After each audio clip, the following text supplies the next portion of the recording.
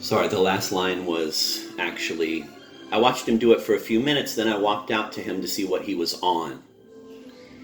He was on what we call, in my family, an earth buzz. I don't know if my dad or my mom started that, but one of them did. And what it means is when you go into a kind of meditative or hypnotized sort of paralysis caused by something in nature.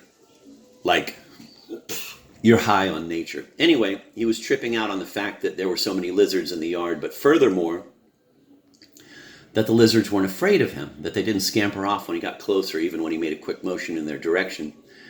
He said growing up in more of a city atmosphere, he could only imagine that the lizards he had encountered in a city environment must have been more skittish because there's more people. He said, first of all, that means more people, which means more chances to get driven over or stepped on. And second of all, because an increased population means, quote, he said this, more crime, even man-on-lizard crime, end of quote.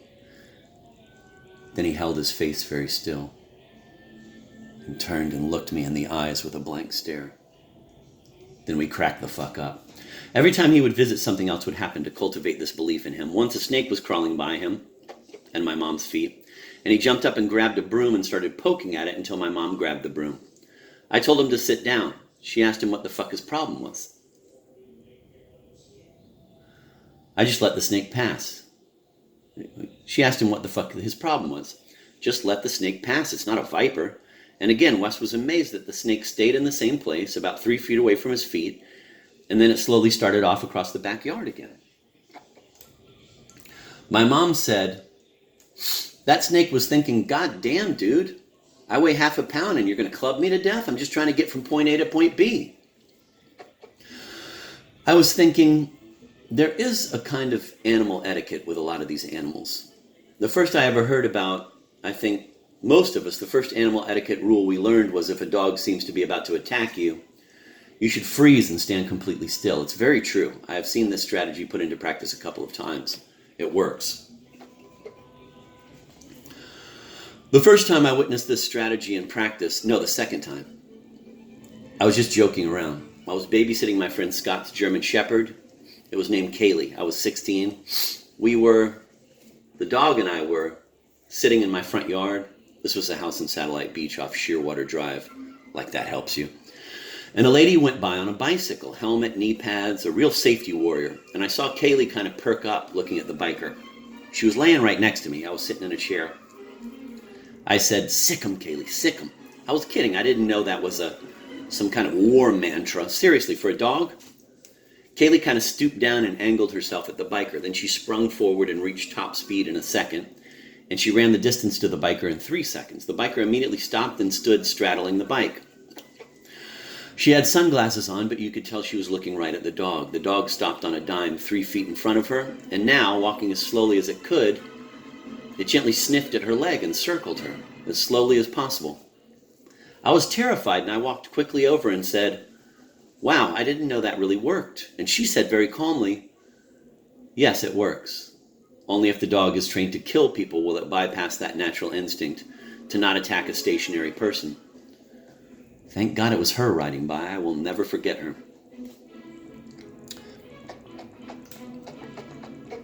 Okay, the first time it happened to me, I didn't remember it until I ordered that dog to kill that poor lady. I suddenly remembered I was walking with my father by a canal near my cousin's house, a different cousin, Alina. It was a canal my dad and I had walked quite a few times. I was 7 and this canal often had alligators. The canal ran behind a bunch of houses, so in a few of the backyards there were dogs. One of the houses with dogs was right at a curve in the canal. It always had these ferocious dogs that came to the fence and barked and gnashed their teeth terrifyingly. I remember walking by on the 3rd or 4th or 5th walk. Me and my dad went on down by the canal, and one thing I remember is this feeling, this hyper-awareness as I looked out for alligators. I could also see it in my dad's eyes and movements. It was this primitive hyper-awareness. It felt great. It took my mind off of everything else. I was an alligator finding machine. Then we passed the mean dog house, and the 2 ferocious dogs were outside their fence for some reason. One dog was small, I don't know what kind, but the other dog was bigger than me at the time. The dog ran up to me with its teeth bared and drooling. It seemed so certain that the dog would collide with me that I stuck my hand out, thinking at least it will have my hand and arm to eat first, and maybe it will get full and not eat any of my vital organs. My dad said, "Stand completely still." And not having a better idea, I did so. But I was crying inconsolably by now. The dog, the big dog, continued to growl and drool with its teeth just a few feet from my hand. I looked at my dad, turning my head to him as slowly as I could. He looked in my eyes. He looked scared too. The small dog was gone. My dad finally yelled in the most aggressive voice I've ever heard, "That's enough!" And the big white dog ran away.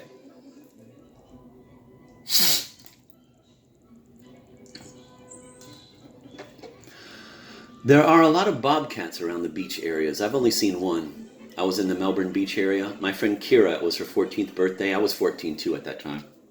We were cleaning up after the party, and I went by myself with a bag of garbage to throw it away at one of the garbage cans on one of the public boardwalks. I got really lucky. It was serendipity. What a goofy sounding word, too goofy for what it describes. They should take the words serendipitous and ignominious and swap the definitions. The reason it was serendipitous was that to get away from real work, like carrying coolers or beach umbrellas or even a full bag of trash, I had walked off with a garbage bag maybe 1/3 full, but like I said, lucky I did. So I got to the garbage can, one of those huge flip-top garbage cans that you could stuff 3 people my size into, and I opened the lid, and in my peripheral vision, I saw a bobcat walking 30 feet away and facing the opposite direction from me, and with its full right side profile to me. What was a big shock to me, besides the perfection of this cat, which looked like it was in its prime, with its black and beige and white colors perfectly enunciated, which was already so exciting, was that it didn't seem to see me. It didn't see me. And it obviously hadn't heard me open the garbage can lid and throw in the bag. I had just thrown the bag in and hadn't even had time to turn away from the bobcat when I saw it, walking slowly toward the path of the boardwalk. I should have just kept my mouth shut and enjoyed its beauty. Behind it was dense saw palmetto palms, deep green with occasional flashes of beige. It was walking in healthy green grass, too. It could have walked in sand, but it was choosing fresh green grass. I couldn't stop myself from saying something to it. I softly, barely opened my lips and made a sort of sprinkler sound. Psst.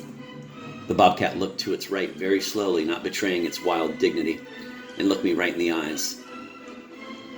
I, of course, said exactly what occurred to me at that moment, which was, in a sugary voice that you might use with a 3-year-old, "You're so beautiful." The bobcat ran and turned down the boardwalk path. I sat down for a couple of minutes at a little bench beside the boardwalk, and I was euphoric.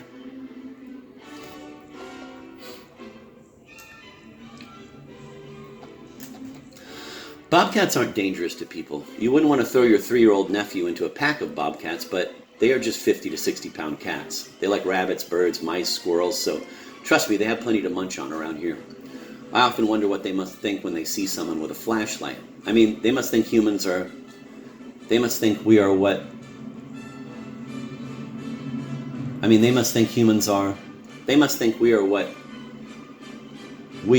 we think spacemen are like.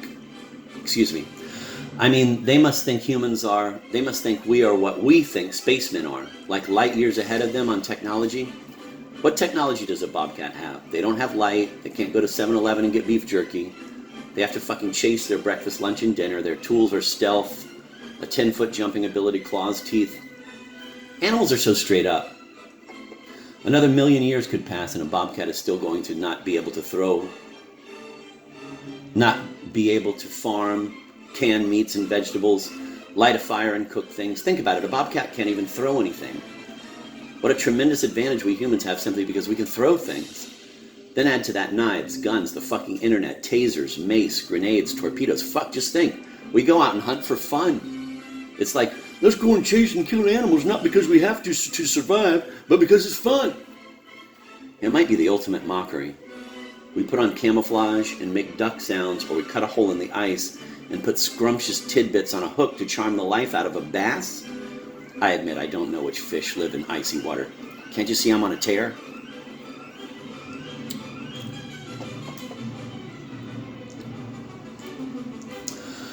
When When I was 10 or 11, we had a cat named Beyonce. It was mostly my cat. My parents got it for me and Jolie.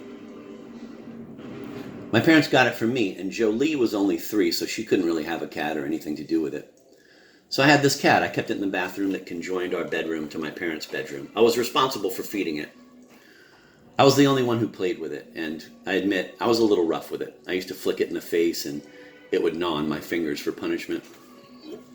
After about 4 months, it was pretty much full grown. I was 12, so I used to sometimes come home alone after 7th grade. Beyonce would be roaming free in the house because my mother would let her out of the bathroom before she went to work. I had to be careful when I walked into the house. I couldn't just enter and eat a snack or watch television. I had to be prepared for Beyonce. It was funny for a while. Then once I unlocked the front door, walked into the vestibule, took off my shoes, hung my house key up on a hook by the front door for next day use, and proceeded to walk toward the kitchen, a walk of about 30 feet. As I walked, Beyonce entered the scene. She had been hiding in the bathroom off the hallway. Just for fun, I went into a karate stance. I then sent a sweeping kick towards Beyonce's upper body. Beyonce opened her mouth wide and bared her large teeth in the direction of my foot. The next thing I knew, my big toe was bleeding profusely. These are wild animals. We have a lot on them, and they have a lot on us. We think of a cat as having claws and teeth for offensive moves, but those teeth can defend the cat too. I distinctly remember as I kicked my cat, it opened its mouth in a defensive maneuver. Oh, the Jack Russell story. I was at Flutie Park a few months ago. This is a major story. I was at Flutie Park and it was a bring your dog day. They only allow dogs there every once in a while. I thought it was just because of poop, but I started to realize they play soccer and baseball there all the time, and Little League parents get crazy enough, but when a dog runs onto the field, who knows how angry they might get. I brought my dog, an Australian Shepherd, to the park, and there were about 30 other dogs. Everything was going smoothly as usual. All the people and the dogs were on or close to the soccer field so they wouldn't get baseball clay all over themselves. And there were water bowls set up around the area randomly. It was like a doggy happy hour. There were some sweetbreads there. There were some sweet breeds there, a French Bulldog, a Border Collie. Anyway, of all things, a Jack Russell Terrier, a cute little 25-pound dog, tried to take a ball from a Labrador. The Labrador growled, and the Jack Russell jumped up and grabbed the Labrador's upper leg with its teeth and locked in a good bite. The owners were both yelling at the Jack Russell, and the owner of the Jack Russell was even whacking the Jack Russell with a stick, obviously kept nearby in case of such an occasion. The Labrador laid down and just seemed to be trying not to move too much to prevent tearing as much as it could, and just hoping the Jack Russell would have mercy. But the Jack Russell kept passionately locked on the leg. A man moved briskly but with dignity to the heart of the scene, and then he grabbed one of the Jack Russell's legs with his left hand, and with his right hand he quickly shoved his index and middle finger up the Jack Russell's ass. The Jack Russell immediately turned its attention on the anal intruder. Animal etiquette. I should teach a class, right?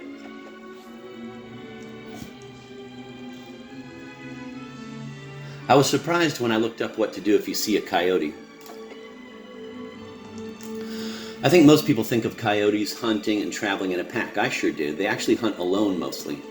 They can jump high too. They can jump over a 5-foot fence or wall. Coyote etiquette is very different from grizzly bear etiquette. With grizzly bears, you're supposed to not make eye contact and not make noise. With coyotes, you're supposed to make yourself seem as big to them as possible and make as much noise, the loudest noise you can.